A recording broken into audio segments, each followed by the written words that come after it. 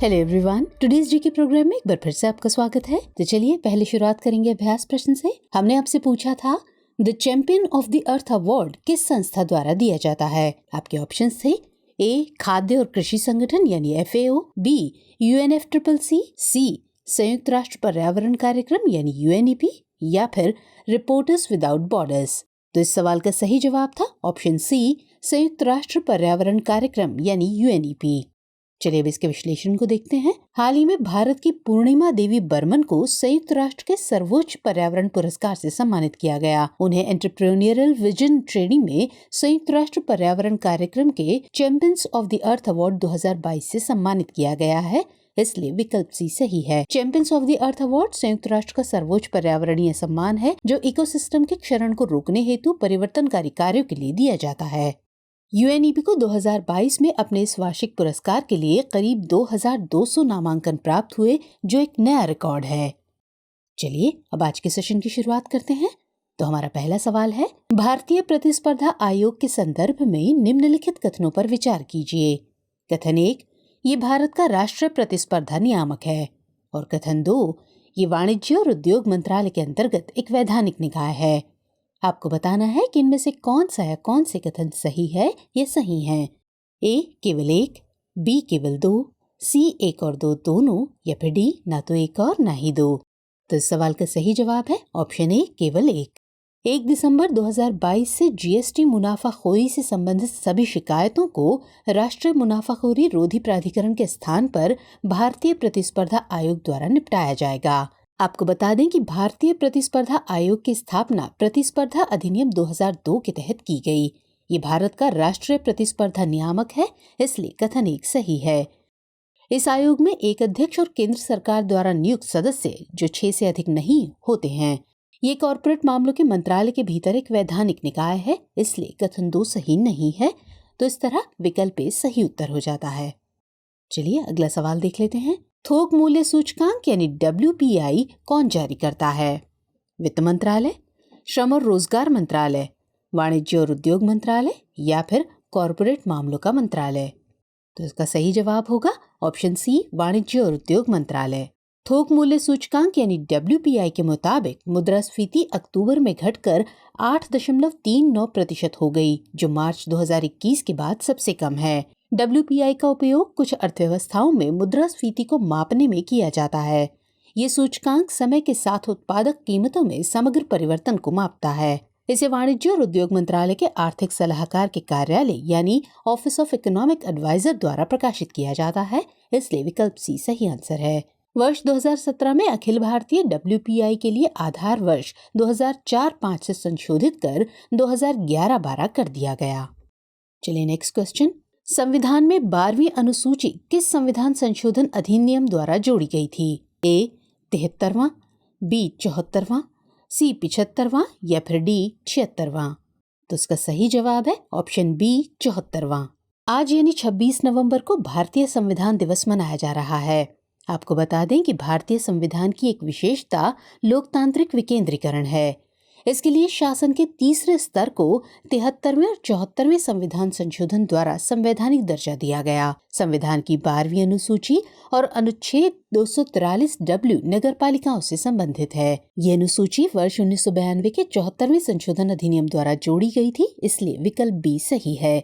इसमें नगर पालिकाओं से संबंधित 18 विषय हैं। इस संशोधन ने देश भर में सभी नगर पालिकाओं के लिए एक समान कानून प्रदान किया था।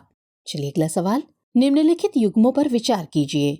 यहाँ 2 युग्म दिए गए हैं, बाईं ओर हाथी रिजर्व है और दाईं ओर उनसे संबंधित राज्य हैं। तो हमारा पहला युग्म है 1 कामेंग ER यानी elephant reserve Arunachal Pradesh, 2 Annamalai ER Tamil Nadu, और 3 नीलगिरी ER केरल। यहाँ दिए गए विकल्पों का इस्तेमाल करके आपको सही उत्तर चुनना है। तो विकल्प हैं ए केवल 1 और 2, बी केवल 1 और 3, सी केवल 2 और 3, या फिर डी 1, 2 और 3।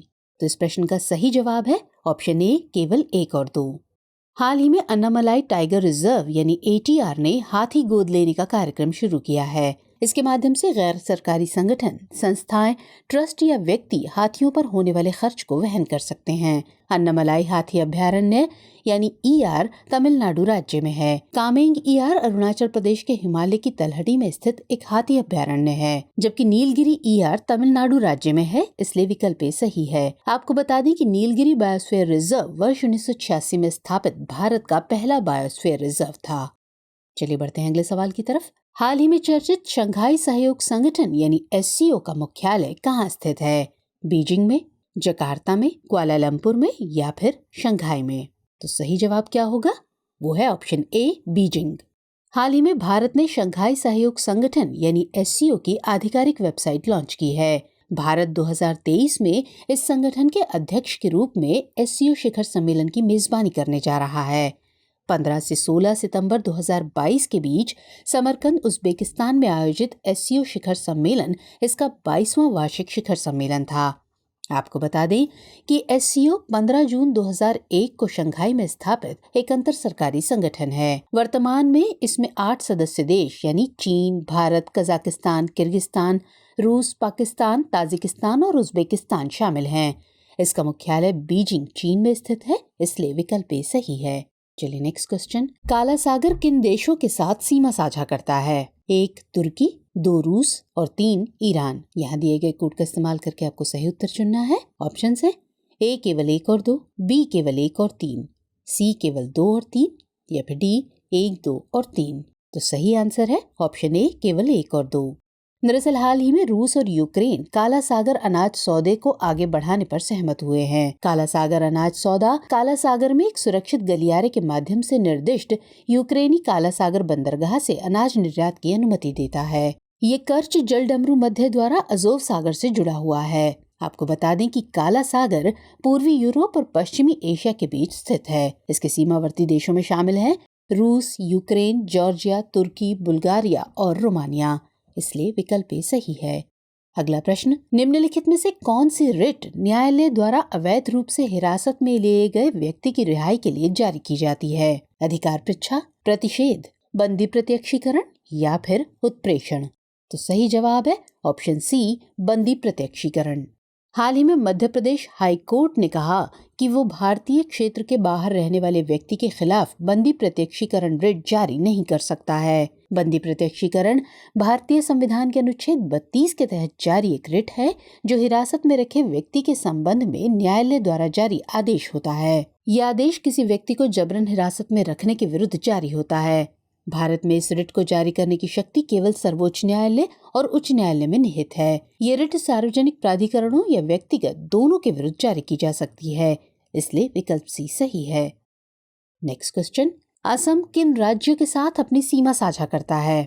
अरुणाचल प्रदेश, मेघालय, नागालैंड और मणिपुर। तो यहाँ दिए गए कोड का इस्तेमाल करके आपको सही जवाब चुनना है। आपके विकल्प हैं ए केवल 1, 2 और 4, बी केवल 1, 2 और 3, सी केवल 1, 3 और 4 या फिर डी 1, 2, 3 और 4।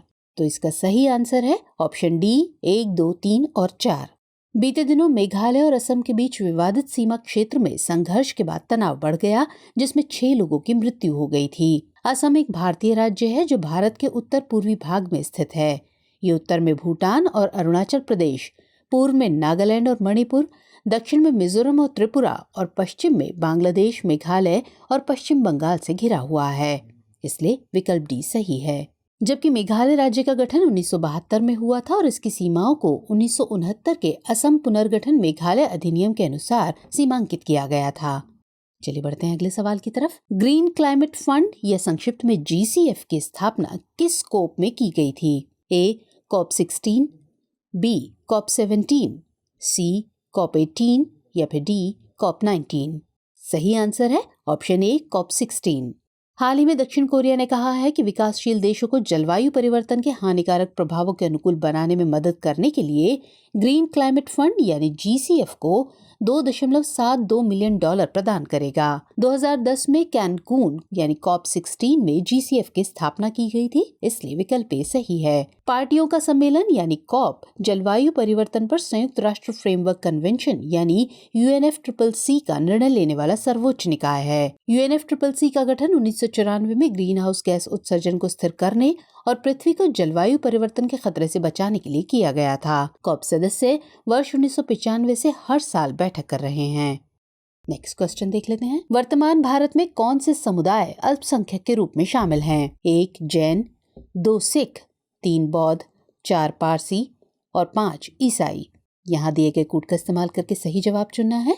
ऑप्शंस हैं ए केवल 1, 2 और 5, बी केवल 2, 3, 4 और 5, सी केवल 1, 2, 3 और 4 या फिर डी 1, 2, 3, 4 और 5। तो सही जवाब है ऑप्शन डी 1, 2, 3, 4 और 5।